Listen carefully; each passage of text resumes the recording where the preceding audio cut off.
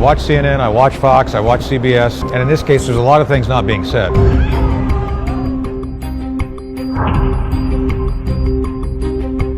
It almost certainly is a recombination event that was laboratory driven.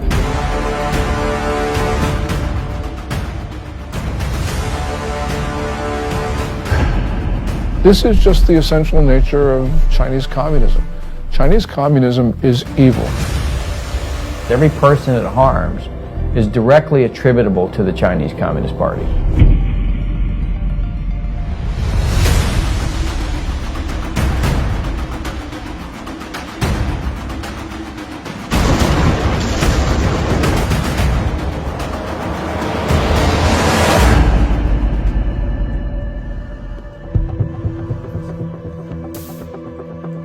I began looking into the origin of the now widely known coronavirus in early February, with its timing amid the Hong Kong protests, the Taiwan elections, and the U.S.-China trade deal. My name is Joshua Phillip. I'm an investigative reporter at the Epoch Times in New York, writing about the Chinese Communist Party's programs of espionage and unconventional warfare for well over a decade. Videos and messages from Chinese citizens leaking through the censorship suggested the situation was much worse than what the regime was reporting. As my research progressed, initial answers turned into more questions. I soon realized there was much more to the story than we were being told. Today, the coronavirus is impacting over 100 countries around the world. Billions of lives are at risk. And from what is said by the Chinese Communist Party, this allegedly started spontaneously in the seafood market in Wuhan, China.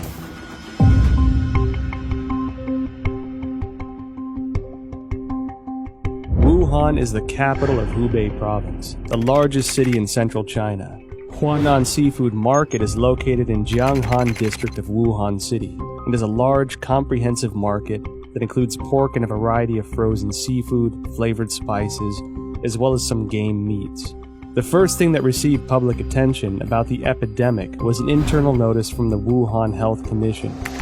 There has been a continuous occurrence of pneumonia cases of unknown cause. The notice issued on December 30, 2019, clearly required all medical units to report similar cases of unknown pneumonia.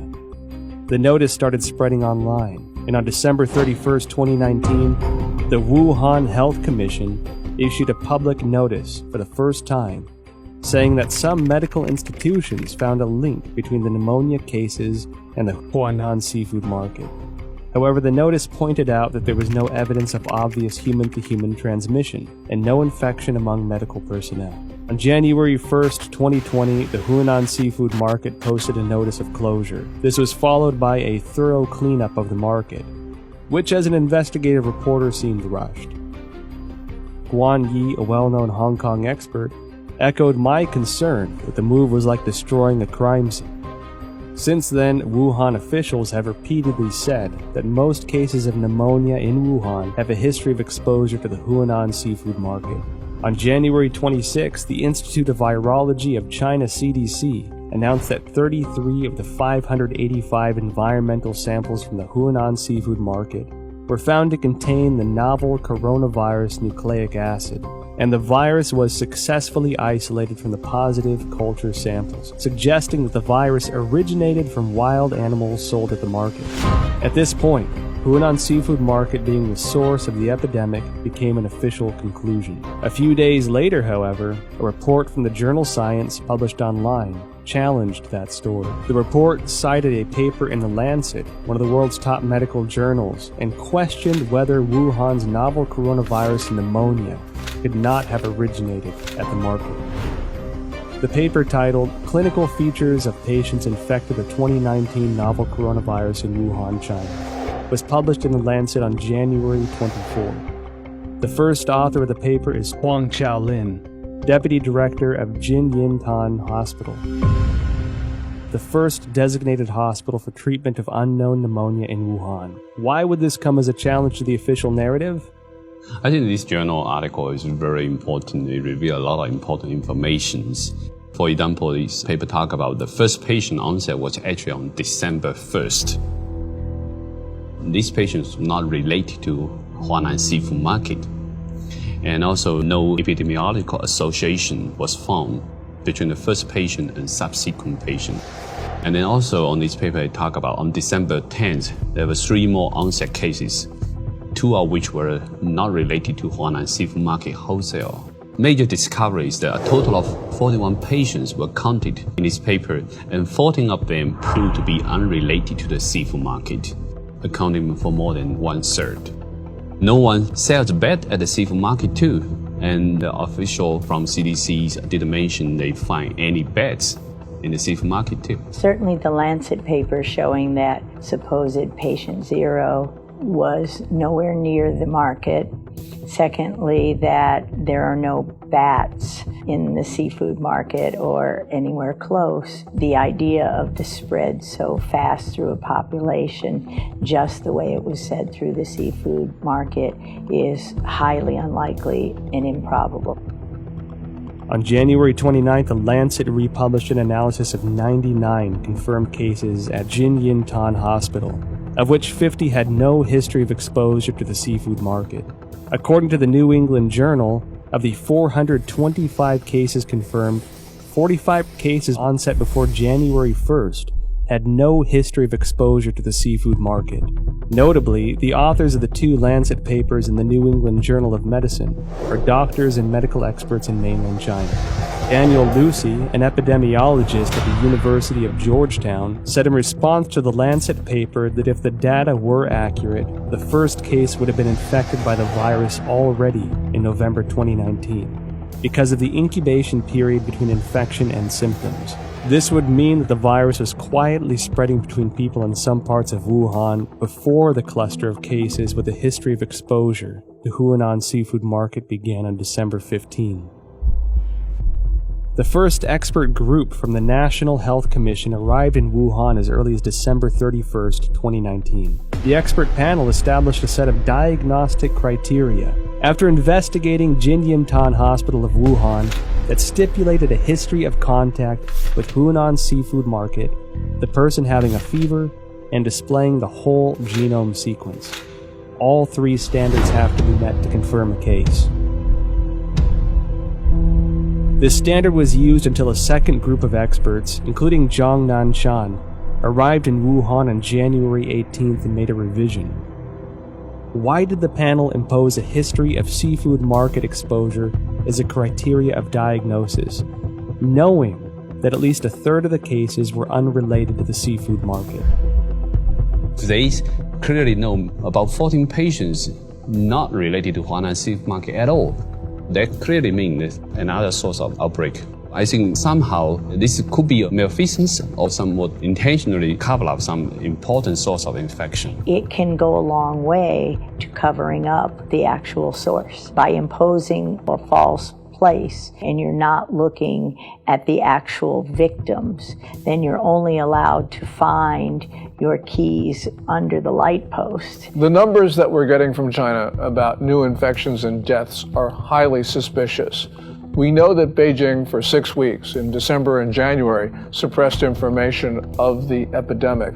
And then when they officially acknowledged it on January 20, they then started a campaign of suppression of information. We know that because the central leading group that was announced on January 26 has a 9-person roster, and it's very heavy with propaganda officials. Indeed, the vice chairman of the group is the Communist Party's propaganda czar. It appears that the party's main goal here is suppression of information, controlling the narrative. That's more important to them than actually ending the epidemic.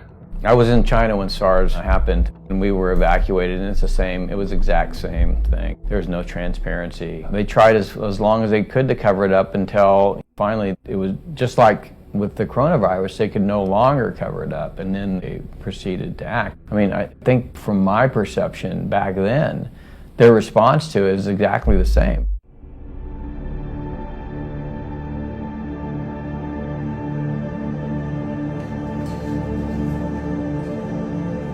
On January 10th, China disclosed the full genome sequence of the Wuhan novel coronavirus, and many of the world's top virologists began analyzing it.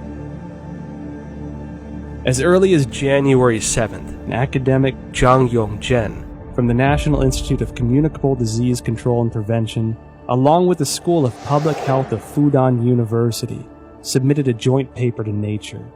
The paper was published on February 3rd and pointed out that the Wuhan coronavirus is closely related to CoV-ZC45 and CoV-ZXC21, two viruses sampled from bats in Zhoushan by the People's Liberation Army.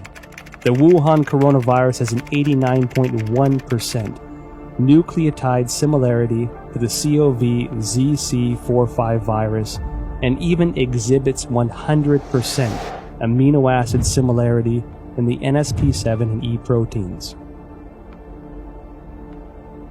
Shortly after the paper was published, other scientists used BLAST, a program developed by the National Institute of Health and the National Center for Biotechnology Information, to compare the viral sequence based on the data submitted by Chinese authorities on January 12th. The results matched with Zhang's findings. Another scientist, Lu Raojian from the Chinese Center for Disease Control and Prevention, and their team also published a paper in The Lancet on January 30. The paper stated that the Wuhan virus has an 88% similarity to two bat-derived SARS-like coronaviruses collected in Zhoushan, Zhejiang province of China. The earliest discovery of this bat-derived virus is by an expert from the Research Institute for Medicine of Nanjing Command. A paper published in 2018 states that scientists from this institute detected many SARS-like coronaviruses in bats from Zhoushan City, also known as bat-like coronavirus, Zhoushan virus. In short, scientists found the Wuhan coronavirus, the current pandemic, is highly similar to a bat SARS-like coronavirus previously discovered by the Nanjing Military Research Institute, showing 100% amino acid similarity in NSP7 and envelope protein, the E protein. What does this high similarity reveal? Hard to see a protein is 100% identical when the virus jumps species. And so that was suggesting maybe the virus could be generated with a reverse engineer process. I certainly believe that the 100% amino acid similarity says it can't possibly be a natural mutation. It almost certainly is a recombination event that was laboratory driven.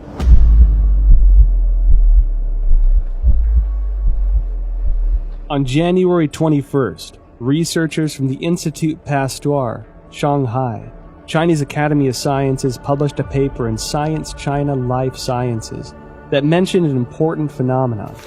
The sequence of a key part of S protein of Wuhan virus has high homology with the SARS virus. What are S proteins? In the well-known coronavirus picture, they are little mushrooms attached to the surface of the virus. These S proteins, also known as spine proteins or spike proteins, are the most important tool for the coronavirus to invade human cells. If we compare the receptor ACE2 on the cell surface of human bodies to a lock, this S protein is the key, which can unlock this lock on the cell surface and then invade into the cell to propagate and destroy it. That means virus now can infect human cell much easier. That's probably also one of the important reasons that contributing to multi-organ failure when people have a very severe disease. So it can spread out in the human body much faster. Well, the S proteins, the high similarity of the S proteins from SARS-1 to now SARS-2, that's your spike protein. That's the lock and key. That's going to be what drives it right through human cells. And so we know that's the pathogenic spike protein that for the original SARS. So now you're allowing that access to human tissues because the spike proteins of the natural evolutionary strains don't infect human cells at all. So that research has been going on at Wuhan and published since 2007. And clearly, if that spike protein from SARS weren't on the new COVID-19 or SARS-2, it wouldn't be able to enter human cells. So So again, this is evidence that it couldn't go through the Wuhan seafood market, because how did you get that spike protein off the original SARS from bats or any other way? It's lab-derived. Research into the virus genome sequence revealed many essential data points. According to a February 28 report in the South China Morning Post, the Shanghai P3 laboratory, which first shared the Wuhan coronavirus genome with the world, was ordered to close by authorities, impeding further research on the virus.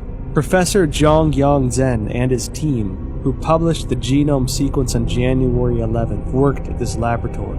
According to a February 26 report on Caixin, Zhongyang Zhen's team isolated and completed the genome sequence of the previously unknown virus on January 5th. On the same day, the Shanghai Public Health Clinical Center reported the discovery to the National Health Commission and recommended prevention measures. No response was received as of January 11th. And it was then that the team decided to publicize the virus genome sequence on virological.org, becoming the first team to do so in the world. Caixin also reported that the Hubei Health Committee already notified genome sequencing organizations on January 1st regarding the cessation of analysis of Wuhan virus samples. Existing virus samples must be destroyed. Information on the samples, related to papers and related data, are all prohibited from release. On January 3rd, China's National Health Commission distributed Notification Letter 2020 number 3, in which a similar directive was presented. Afterwards, the once active Chinese scientific community suddenly fell into an eerie silence. What was the Chinese Communist Party trying to hide? This is telling us the Chinese government is censoring this information. They do not allow the samples to be sequenced, or do not allow the sequence to be published or submitted to the gene bank. Its response to this virus is extremely troubling. It ignored it for 6 weeks. It allowed it to spread around China. It tried to get other countries to not protect themselves.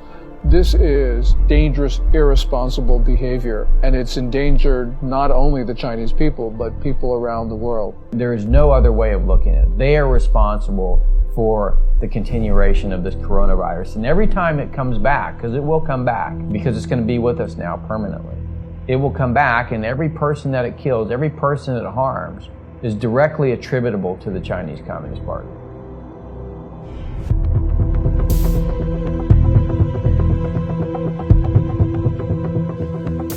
Through investigating the genome sequence, I found it significant that the S protein of the Wuhan coronavirus was critical in its cross-species ability to infect humans. While I was searching for related studies online, one Chinese virologist in particular caught my attention. She spent many years researching bats and coronaviruses. She was the first to locate the key to how coronaviruses can overcome cross-species barriers in order to directly infect human bodies. And she was the first to discover that the SARS virus was the result of a restructuring of multiple SARS-like coronaviruses found in bats. Her name is Shi Zhengli, and she may be an important link to the origin of the virus. Wikipedia describes Shi Zhengli as a, quote, Chinese virologist and researcher at the Wuhan Institute of Virology, which is part of the Chinese Academy of Sciences. Further investigations show that Shi Zhengli has been a figure of controversy since the Wuhan virus outbreak. This is due to a paper she published in 2015 discussing her own research into synthetic viruses. Caixin, a media company with ties to the Chinese Communist Party, interviewed Shi Zhengli in an attempt to refute these rumors. Dr. Zhengli, she is one of the top experts in China studying about coronavirus in Wuhan Institute of Virology. She has so many publications from collecting, identify bad coronavirus from bad caves. Her lab had these capacities and very sophisticated capacity to generate mutations to make it best fit in human expression as well. Delving further into related information, I discovered that Shi Zhengli published not one, but 4 papers in total, each of which contains important information. Since the SARS outbreak in 2003, Shi Zhengli has been conducting research on coronaviruses. From 2010 onward, the focus of Shi and her team was redirected to identifying the capacity for coronavirus transmission across species, specifically putting the spotlight on the S protein of the coronaviruses. In other words, her team's research in the Wuhan lab has been looking into the part that can make coronaviruses transmittable to humans. In June 2010, a team including Shi Zhengli published a paper. It describes research to understand the susceptibility of angiotensin converting enzyme 2 ACE2 proteins of different bat species to the S protein of the SARS virus. In the experiments, they also modified key amino acid conjugates to mutate the bat's ACE2 to examine compatibility with the SARS S protein. This paper demonstrated their awareness of the special relationship between the S protein and the ACE2 receptor. It also signified that Shi had unearthed the passageway for coronaviruses into human bodies. In October 2013, Shi and her team published a paper in the authoritative science journal Nature. They claimed a breakthrough in coronavirus research. What was their breakthrough? They successfully isolated 3 viruses from bats, one of which had an S protein that integrated with human ACE2 receptors. This effectively demonstrated the human infection of SARS-like viruses to humans without the need of an intermediary host. Then, in November 2015, Shi and her team at the Wuhan lab once again published a paper, this time in the British journal Nature Medicine. They discussed the creation of a synthetic virus, a self-replicating chimeric virus.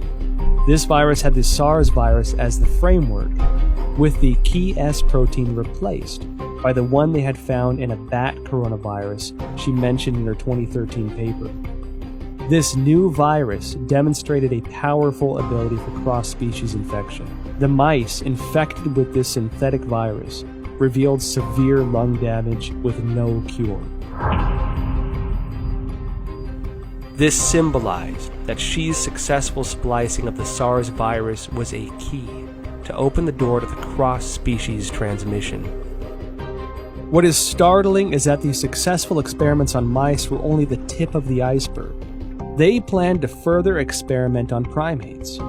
Although Shi Zhengli did not indicate any conclusion from this research, her move to research on primates suggests this was to more closely simulate the infection of humans with this new synthetic virus. This wasn't done without controversy, however. Shi's experiments quickly triggered widespread debates from the academic community. Simon Wayne Hobson of the Pasteur Institute in France expressed deep concerns. He told Nature, if the new virus escaped, nobody could predict the trajectory. Propagation could happen anywhere. His statement is exactly what's happening, that the virus is everywhere, and it could not spread that fast through various countries unless it's been spread via laboratories, via the mail, via research scientists studying that.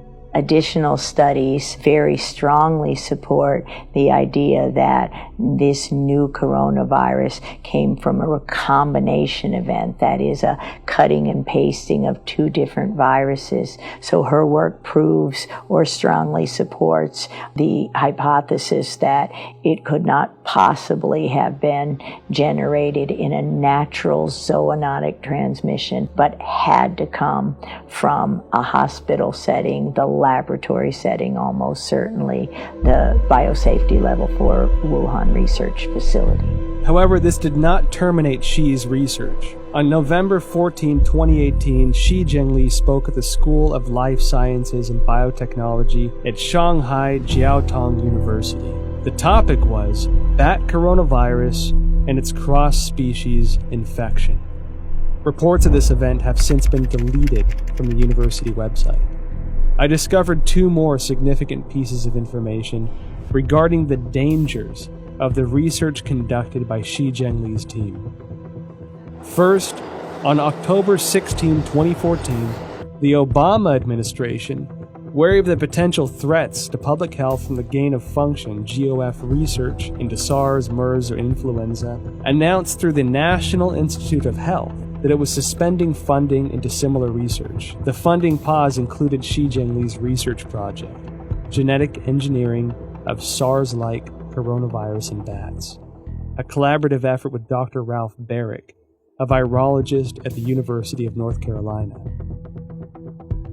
Second, after the Wuhan outbreak, Indian researchers compared the S protein sequence between 2019 nCoV and SARS.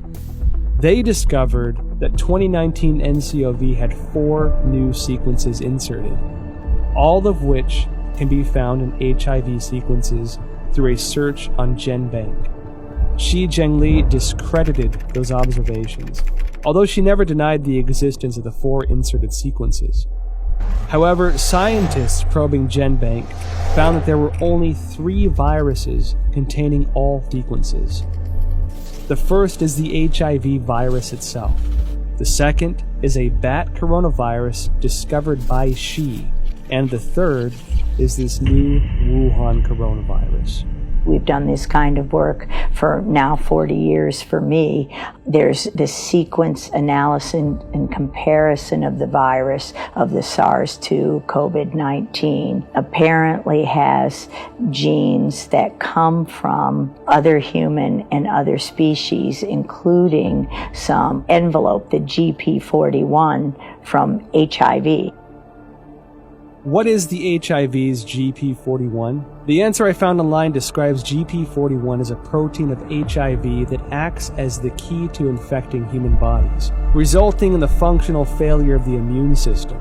If the discovery by Judy and her colleagues are established, it would mean that the infectious part of the Wuhan virus, the S protein, incorporated the sequence of the HIV key protein. This made me think of the immunodeficiency symptoms in people infected. They were doing research on a human transmittable coronavirus that was actually published in a paper. So this is research that they actually published.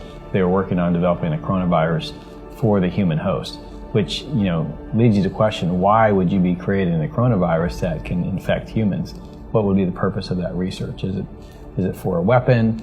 Is it so that you can then create a vaccine that you are the sole recipient of the profits from? The Chinese have full access to our databases. They have full access to all that research that comes out. They have full access to all our universities to train their scientists. And they have full access to our scientists, like was, with the recent indictment of the head of the chemistry department at Harvard. I mean, this is the 1,000 Talents program.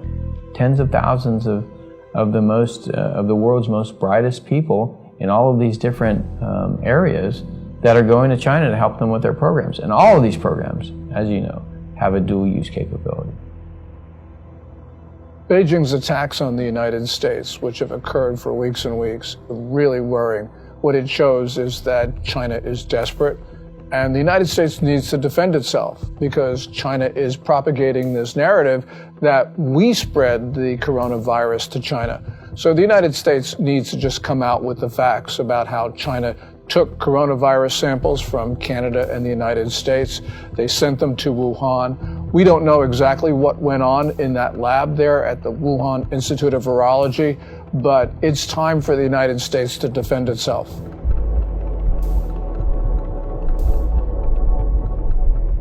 January 23rd, 2020. The Wuhan virus exploded. While Wuhan announced the lockdown of the city, Shi Zhengli and her team released a paper stating that the Wuhan coronavirus was of probable bat origin. This was published in Nature on February 3rd. The paper indicated that the Wuhan virus utilized the same key as SARS to gain entry into the human body. She also announced the 2019 nCoV genome sequence was 96.2% consistent with a bat coronavirus originating in Yunnan, China, called RATG13, signaling a natural source of the Wuhan virus. However, Shi Zhengli's natural origin assertion was doubtful. The outbreak occurred in Wuhan, the same location as the P4 laboratory where Shi was based, and which housed highly similar viruses. Common sense would lead the government to first inspect the P4 laboratory for any leakage incident and potential safety concerns. Instead, they shifted public attention from the P4 laboratory to the South China seafood wholesale market that sold no bats, and designated it as the origin of the disease. At the same time, authorities sealed off all virus samples, prevented international experts from joining the investigation, and used national television to slander doctors such as Li Wenliang, who disclosed the outbreak for spreading rumors. If the Wuhan virus indeed emerged naturally, why would the CCP need to censor relevant news or block investigations? Could the Wuhan P4 laboratory have its secrets? Virus samples and genome sequences may be the exact ingredients we need to find our answers. When I first heard of the coronavirus, I was deeply concerned. Almost every disease that starts in China begins in Guangdong province, the province that surrounds Hong Kong, in the south. But Wuhan is in the central portion of the country. And so this was extremely unusual. And the fact that it might have started close to the Wuhan Institute of Virology, the P4 Biosafety Lab, really was extremely troubling. It's not a conspiracy theory to think that the coronavirus came from the Wuhan lab. We don't know at this point. And until we know, the theory about the lab origin is certainly something that we should consider. I noticed that after the outbreak, the Wuhan Institute of Virology kept strangely quiet. Under normal circumstances, as the nation's highest level of virology research institute, it should be the first one to actively respond when the entire country is working around the clock, attempting to control a disease like this. One that so closely fits the type of viruses its scientists were researching. In contrast, the Institute had a highly visible demonstration on CCTV of their efforts to detect and prevent the outbreak of virus V in pigs of Guangdong in 2018. It should be noted that the Wuhan Institute displayed a series of abnormal events since the start of 2020. January 2nd, an email from the Director General of the Institute to all internal staff was circulated. The subject was notice regarding the strict prohibition of disclosure of any information related to the Wuhan unknown pneumonia. National Health Commission clearly mandates that all detection, empirical data, results, and conclusions related to this outbreak cannot be published on self-media or social media, nor disclosed to any media, including state media, or collaborative organizations, including any technical services companies. January 21st, a new drug, remdesivir, provided for free by the United States to China for Wuhan coronavirus treatment, was preemptively patented by the Institute. February 3rd, Dr. Wu Xiaohua blew the whistle using his real name that Xi Zhengli's haphazard laboratory management may have led the Wuhan virus to leak from the lab. February 4th, Chairman of Duoyi, Xu Bo, blew the whistle using his real name that the Wuhan Institute of Virology was suspected of manufacturing and leaking the Wuhan virus. February 7th, top biochemical weapon expert of the People's Liberation Army, Chen Wei, officially assumed control over Wuhan Institute of Virology's P4 laboratory. February 14, Chinese leader Xi Jinping called for the inclusion of biosecurity into China's national security framework and to accelerate the introduction of a biosecurity law. February 15, the Institute refuted widely spread rumors on Chinese social media that a female graduate, Huang Yanling, was patient zero and had perished. However, Huang's photo, CV, and thesis were all removed from the Institute's official website, leaving only her name. February 17, Institute researcher Chen Chuanjiao blew the whistle using her real name that Director General of the Institute, Wang Yanyi, was suspected of leaking the virus.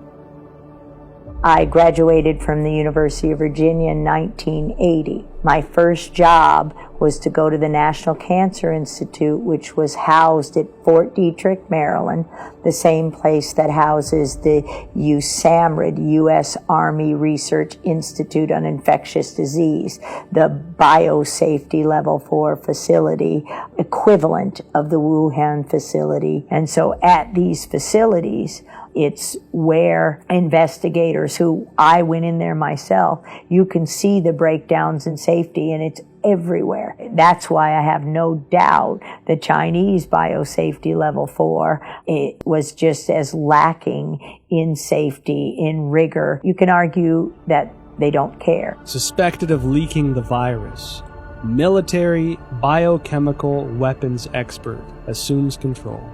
Biosecurity law. Now, when these sensitive keywords are connected together, it tells me that the P4 laboratory is not an ordinary academic research institute. I decided to start from the beginning of the Wuhan P4 lab. On January 23rd, the day Wuhan was locked down, French website challenges.fr published an article that revealed many details of the collaboration between France and China to establish the P4 laboratory in Wuhan. In 2003, after the SARS outbreak in China, the Chinese Academy of Sciences requested assistance from the French government to build a virology research center of the highest level. With the support of then French Prime Minister Raffarin, the two countries signed a contract to jointly construct the P4 laboratory under a wave of contention. According to the contract, French architect RTV in Lyon was responsible for the engineering of the laboratory. However, Chinese authorities switched the work to a local Wuhan architect, IPPR, based on research conducted by the General Directorate of External Security. IPPR had close ties to subsidies of the Chinese military, some of which were already targets of concern by the American CIA. Within the 12 subsidiary departments, there was even a specific military management office. The French delayed repeatedly, given security concerns. It wasn't until 2017 before the Wuhan P4 laboratory was operational, and French security continued to suspect that the Chinese regime was conducting biochemical weapons experiments. Who is the real boss of the P4 laboratory? The Wuhan P4 laboratory was a subsidiary of the Wuhan Institute of Virology, which is managed by China Academy of Sciences. The director of the laboratory was Yuan Shiming, who was also the head of Chinese Academy of Sciences Wuhan chapter. Design and funding for construction were the responsibilities of the ex-vice presidents of the academy, Jiang Mianheng from 1999 to 2011, and Chen Zhu from 2000 to 2007. Jiang Mianheng was the eldest son of ex-CCP leader Jiang Zemin. After Jiang Zemin ascended to power after the Tiananmen Square massacre, his son entered the academy and led the Institute of High Technologies Research and Development. Jiang Mianheng created the Shanghai Institute of Life Sciences, and together with China Academy of Sciences, Shanghai colleges and universities, Shanghai hospitals, military hospitals, and research institutions, formed a profit group of life sciences organizations. They controlled China's major life sciences research projects and allocation of massive funding. Jiang Jicheng, son of Jiang Mianheng, is the controlling shareholder of Wuxi AppTec, which in turn is controlling Fosun Pharmaceutical, China's agent for Remdesivir. Effectively, Jiang Jicheng is the kingpin behind the specific medicine for the outbreak. Meanwhile, Chen Zhu is the current president of the Red Cross Society of China, which had faced numerous scandals since the outbreak. In 1999, while Jiang Zemin was in power, the People's Liberation Army published a book, Unrestricted Warfare, in which strategies for a weaker nation to combat a stronger nation are discussed in the context of modern warfare. One of the authors, Qiao Liang, wrote, "After the first Taiwan Strait crisis, we realized that if the Chinese and American military fought head-on, we are at a disadvantage. Therefore, we need a new strategy to help our military tilt the balance of power. This new strategy is called unrestricted warfare, a variety of means beyond all limits, without any restrictions. It could be military related, including guerrilla warfare, terrorism, biochemical warfare, or it could be non-military related, such as drug trafficking, poisoning, environmental destruction, and computer virus dissemination." Israeli expert in biological warfare and former intelligence officer Danny Shoham published a paper in 2015 in India's Journal of Defense Studies. He pointed out that China will not miss, skip, or abandon any highly advanced technology, especially military-related technology. The article noted that China had 12 facilities related to the Ministry of National Defense and 30 subsidiary facilities of the PLA participating in the research, development, manufacturing, testing, or storage of biological weapons. Dr. Francis Boyle, a Harvard PhD famous for drafting the Biological Weapons Anti-Terrorism Act of 1989, clearly expressed, "The novel coronavirus we're seeing here is an offensive biological warfare weapon." The Federation of American Scientists indicated similar concerns in an evaluation report. The organization believed that the CCP possessed advanced chemical warfare projects, including research, development, manufacturing, and weaponizing capabilities. The CCP is usually known to have a proactive biological warfare portfolio, including state-funded and sponsored research activities. I believe they have them. I believe they're developing them. I think they want to be the most advanced nation on earth when it comes to biological weapons. The same as I believe that they do forced organ harvesting. The same as I believe that they have concentration camps for Uyghurs. The way I believe that they have systematically killed millions of Falun Gong. It is the same thing, this regime. You can count on it. So Wuhan as an area, I think, is critical by the fact that there's a lot of concern about what China's ambitions are regarding long-term global domination. I'll just say it that.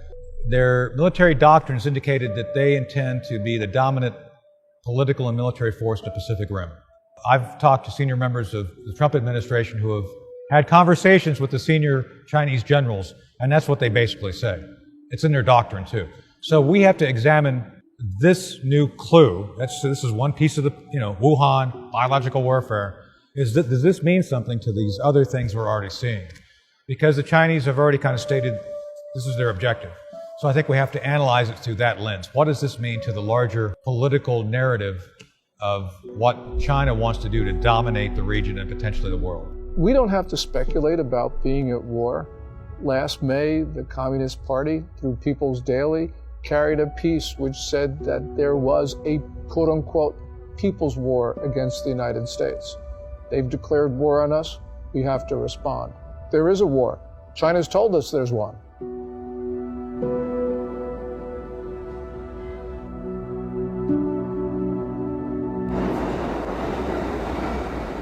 At present, the Wuhan coronavirus pandemic has spread to about 190 countries, with no signs of slowing down.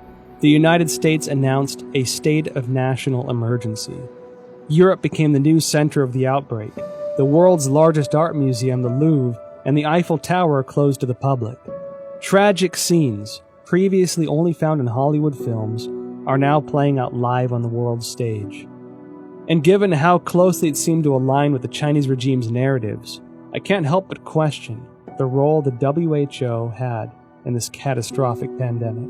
Well, I think all you have to do is look at the photo of Tedros and Xi shaking hands, Xi standing there, Tedros going up to there, and it really is indicative of how China controls many of these international institutions. You can see that the WHO is essentially following Chinese Communist Party's guidelines. You can see that the UN Human Rights Council is similarly following what China does. From the very beginning of the coronavirus outbreak, the Communist Party has done its best to prevent the CDC and others from studying the origin of this disease. We don't know what's there, but the fact that the Communist Party is covering this up should trouble us deeply. Then you see the World Health Organization take over YouTube. And what's amazing is now at the bottom of every YouTube video, even from Chris Martenson with his daily updates, he's just reading facts. Now it's the World Health Organization is a forced link to go to the site. So for any person who doesn't know who the World Health Organization, they go there to get the propaganda. Not the facts, not the truth. They get the propaganda, they get the talking points from the World Health Organization. And that is also it's a shame that American corporations, especially social media, like Google, like Facebook and Twitter, they're trying to censor or ban or shadow ban or manipulate algorithms, so on and so forth, to prevent an actual honest conversation. The best way this is going to be answered, all this, we want the truth. The biggest issue I've learned over my 40-year career, it's not really fighting the viruses and learning how to treat the viruses. It's fighting a system that is determined to cover up and persecute anyone who reveals the truth behind. Today, the World Bank, many of the international institutions have essentially adopted a posture whereby if the Chinese Communist Party tells them to do it, they're going to do it. I'm not surprised at all by what the WHO says. I'm not surprised at all by ICAO, which basically has been blocking people from that tweet about Taiwan. I mean, the whole system, and this is why, by the way, the national security strategy that came out in December 2017 says what it says, which is we need to protect our societies, not just the United States, but all democracies. We need to rebuild them, not invest Chinese Communist Party regime in the Belt and Road Initiative and Made in China 2025. And we need to inspire people again to believe in democracy. Every country has diseases, but in China they become national emergencies and global emergencies because the real disease here is communism. A sprawling and aggressive disinformation campaign unleashed globally by the Chinese Communist Party. The propaganda push, which has escalated in recent weeks, aims primarily to deflect blame over the Chinese regime's botched handling of the Wuhan coronavirus, to sow discord internationally, and to portray the image that the regime has contained the outbreak.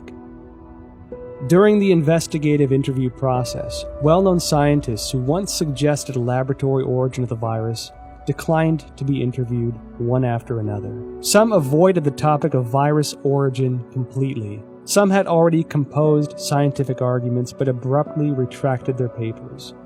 I felt as if a giant net of censorship was cast by the CCP over virologists around the world. Silence at this time could have consequences for the health and lives of billions of people.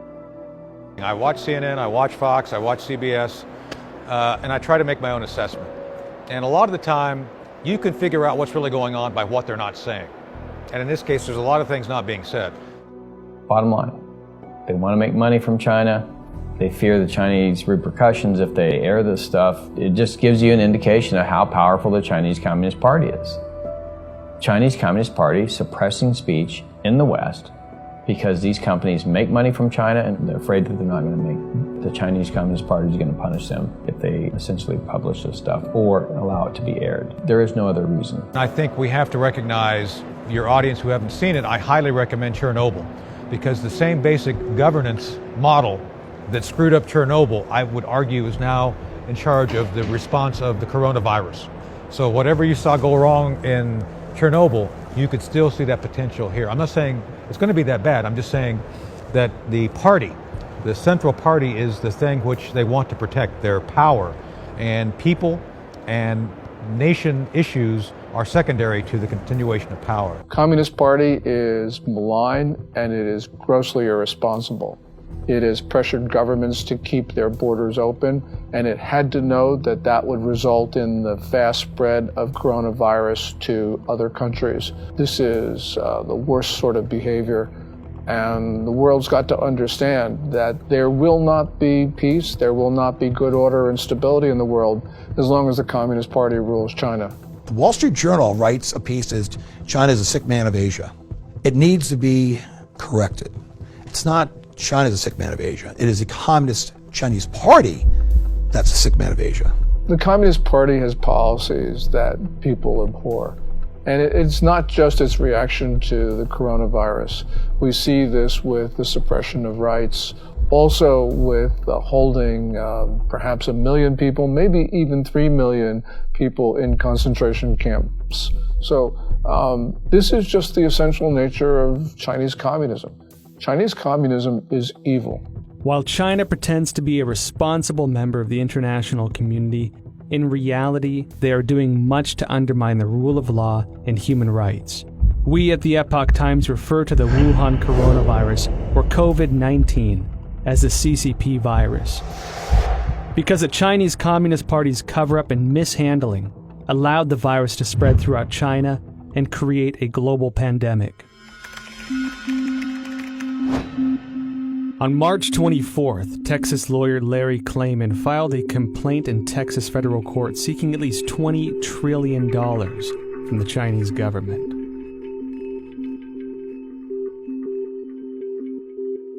Klayman said in a statement, quote, "The Chinese people are a good people, but their government is not, and it must be made to pay dearly." On April 4th, the British think tank Henry Jackson Society advocated for compensation of £351 billion from the CCP to the UK, and that the government should pursue it through international courts. The same report called for a total compensation of £3.2 trillion to the G7 for the damages caused by the cover-up of the outbreak. On the same day, the All India Bar Association filed a complaint to the United Nations Human Rights Council,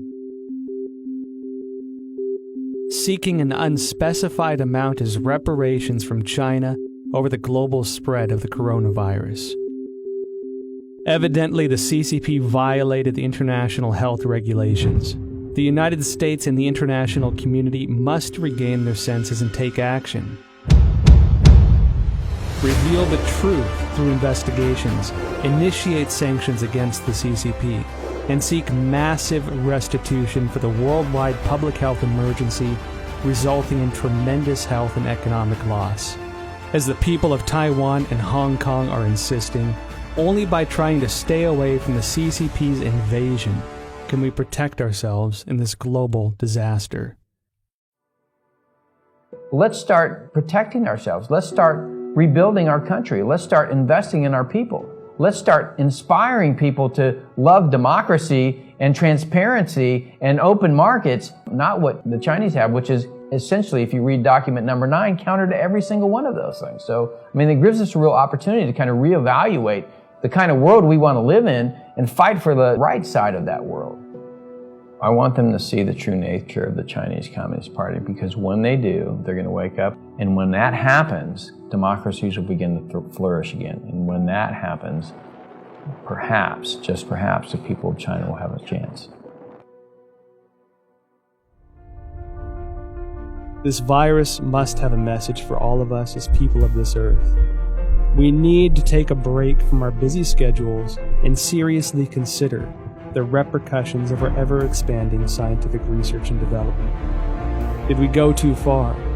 Do our desires and ambitions go against the laws of nature and pull us further from the direction given by heaven? Maybe when this virus lifts, we can again find our traditional values, rediscover kindness and virtue, family and community. I believe that viruses can't survive where hearts have compassion.